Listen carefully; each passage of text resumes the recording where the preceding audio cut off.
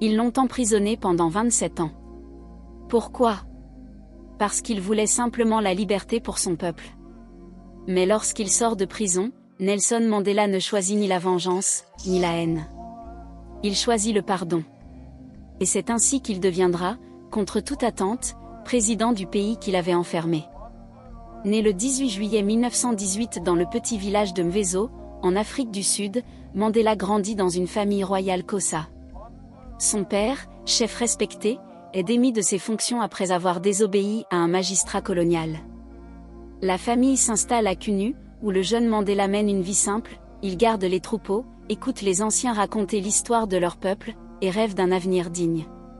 Premier de sa famille à aller à l'école, il reçoit le prénom Nelson dans une école missionnaire. Plus tard, il étudie à l'université de Fort Hare, puis part à Johannesburg, où il travaille comme gardien, puis comme employé, tout en poursuivant des études de droit. C'est dans cette ville divisée par la ségrégation raciale qu'il prend conscience de l'injustice du système. En 1948, l'apartheid devient officiel. Ce n'est pas seulement du racisme, c'est un système légal rigide qui sépare les Sud-Africains selon leur couleur de peau. Les Noirs sont privés de droits fondamentaux, ils ne peuvent pas voter, doivent porter des passeports internes, vivent dans des zones éloignées, sans accès à de bonnes écoles ou à de bons soins. Même se promener au mauvais endroit peut valoir une arrestation. Mandela rejoint alors l'African National Congress, ANC, et participe à la création de sa branche jeunesse. Il mène des manifestations pacifiques, organise des boycotts, prononce des discours. Mais le gouvernement reste sourd, et répond par la violence. En 1960, à Sharpeville, la police tire sur une foule pacifique. 69 personnes sont tuées, la plupart dans le dos. L'indignation est mondiale.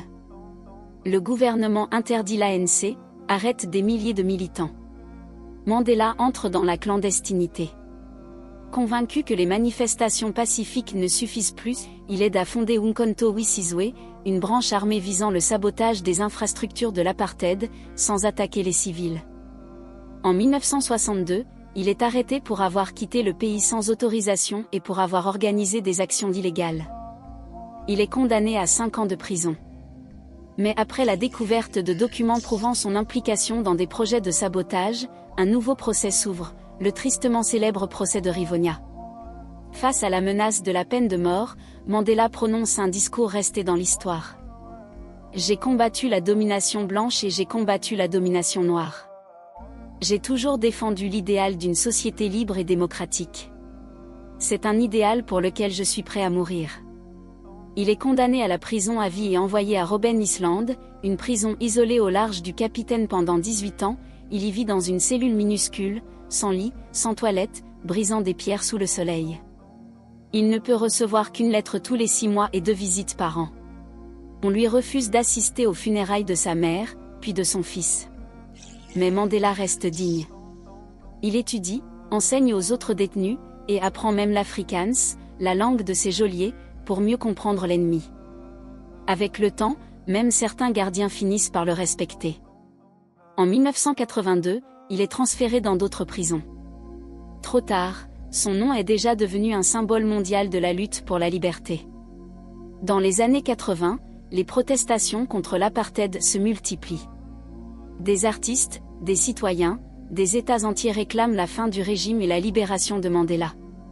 Mais lorsqu'on lui propose la liberté en échange de l'abandon de son combat, il refuse. Je ne peux pas être libre tant que mon peuple est enchaîné. Finalement, le 11 février 1990, Nelson Mandela est libéré. Il a 71 ans. Aux côtés de sa femme Winnie, il marche, serein, vers un peuple en liesse. Il ne parle pas de vengeance, mais de paix. Je me tiens devant vous comme un humble serviteur du peuple, déclare-t-il. Mais le combat n'est pas terminé. L'apartheid est encore en place. Mandela entame alors de longues négociations avec le président Frédéric de Klerk. Malgré les tensions, les menaces de guerre civile, il reste ferme mais calme. Il veut une nation unie, un vote pour chaque citoyen, la fin des lois racistes. En 1993, les lois de l'apartheid sont abolies. L'année suivante, en avril 1994, l'Afrique du Sud organise ses premières élections démocratiques. Pour la première fois, noir et blanc votent ensemble. Les files d'attente s'étendent sur des kilomètres. Certains pleurent d'émotion. Le 10 mai, Nelson Mandela devient le premier président noir du pays.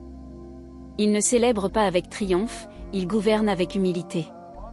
Il invite même ses anciens ennemis à partager le pouvoir dans un gouvernement d'unité nationale. Un an plus tard, lors de la Coupe du monde de rugby en 1995, il porte le maillot de l'équipe nationale, longtemps symbole de l'élite blanche, et remet la coupe au capitaine blanc. Le stade scande son nom. Ce geste fort devient un symbole de réconciliation. Mandela ne fait qu'un seul mandat. Il croit que les vrais leaders savent quand il est temps de s'effacer. Retraité, il continue à œuvrer pour l'éducation, la paix et les droits humains. En 2013, il s'éteint à l'âge de 95 ans. Le monde entier lui rend hommage. Cela semble toujours impossible, jusqu'à ce que ce soit fait. Mandela a prouvé cette vérité par sa vie. D'un enfant de village à un prisonnier brisé, il est devenu le leader d'une nation libre. Il a reçu plus de 250 distinctions à travers le monde, dont le prix Nobel de la paix en 1993, qu'il partagea avec de Klerk. Son anniversaire, le 18 juillet, est devenu la journée internationale Nelson Mandela, une journée pour servir l'humanité, comme il l'a fait. Nelson Mandela a souffert, mais il a choisi la paix. Il a passé 27 ans dans une cellule et est sorti prêt à pardonner. Il n'a jamais dirigé avec la peur, mais avec le cœur. Son courage nous rappelle que le véritable héroïsme n'est pas l'absence de peur, mais la force d'avancer malgré elle.